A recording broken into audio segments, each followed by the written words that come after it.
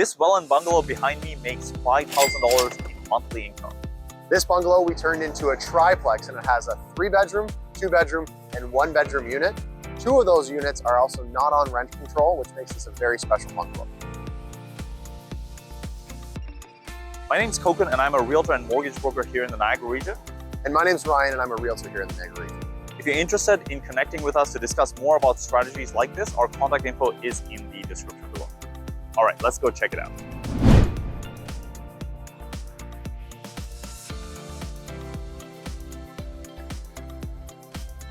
We're here in the triplex conversion here in the city of Welland.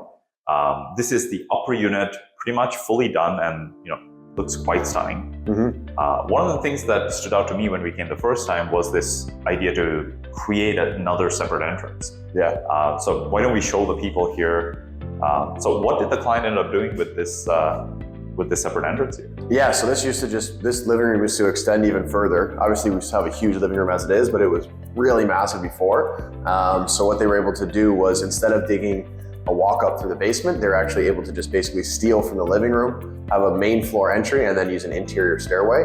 This really cut down on the cost for them, as well as it kind of was a nice feature because it allowed them to add a powder room on the main floor as well. Which is like my favorite feature in this home, right? Yes. So he has a main floor 3-bedroom with 1.5 washrooms. Yeah.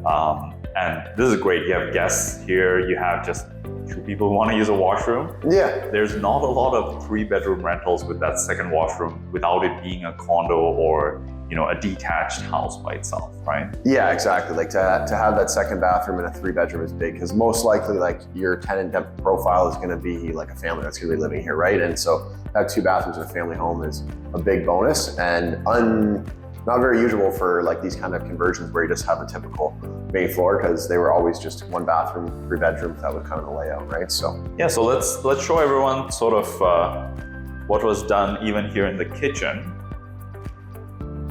So when we came here for the first time, this kitchen was super dated. There was an entrance that went down to the garage and the side entrance, and then down to the basement. Yeah. So what did this client end up doing in this space?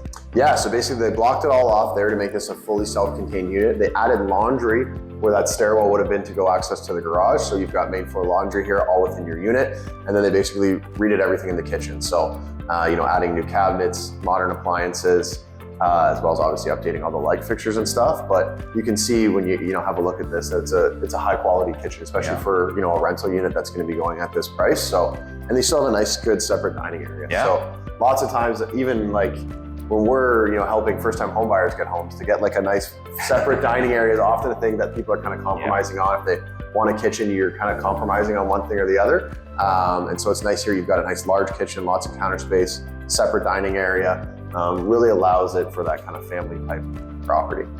Yeah, so I mean, what kind of rents are we thinking for this 3-bedroom, 1.5 bath upper level? Yeah, for sure. So I mean, I think conservatively we're probably around that 2,100. There's obviously a garage, so you can probably add that in there to maybe make it to 22. We have some other clients who have 3-bedroom, 2 bathrooms that are a little bit different layout, more of like a 2-story, and they're getting a little bit more. They're getting that like 2,200 plus the garage. So interested to see what he ultimately gets for it, but I think conservatively we're at the 2,100 plus, probably another 100 for the garage. Yeah, and he'll be able to charge hydro separate, right? Yes, yeah. So all the hydro meters have been separate. So hydro will be separate, and then he'll pay for gas and water. But I mean, it really helps with all the appliances being electric, laundry being electric, and everything like that. All right, let's go check out some of the basement here. Yeah. All right, so we're now in the front basement unit of this triplex conversion. This is a 1-bedroom unit. Yep. Tell us about a bit of the design features and what went into the thought process of creating this particular unit. For sure. So yeah, obviously like a 1-bedroom unit is going to be designed for like a single person or a couple. Going to be fairly cost effective in terms of rental wise. So basically it was just trying to have 3 good living spaces, right? Like obviously if you have 2 people or 1 person in here, this is a plenty big enough kitchen. You've got your, your laundry, your dishwasher, everything that you're kind of going to need for your kitchen. Again, with a separate living space as well as a fully separate bathroom and bedroom. So really just all the basics that you're going to need.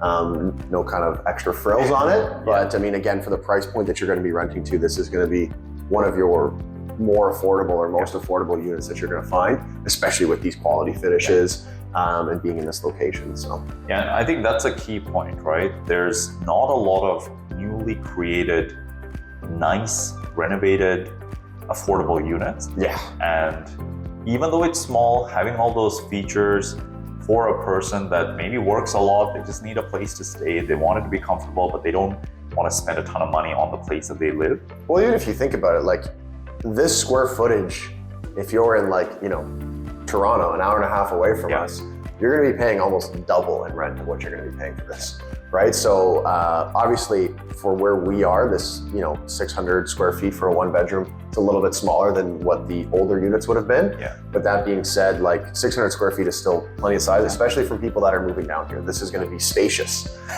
for them for that. And then, you know, their rent's in half of what it would be to live somewhere else. So. And what are we thinking in terms of rent for this? I think comfortably you're going to be at $1,250. I think you could definitely maybe push it up a little bit. We have another client of ours who it's a very similar size and layout of unit, a little bit different area, and they're getting $1,350. I was pretty surprised when they got that $1,350, if I'm honest with you.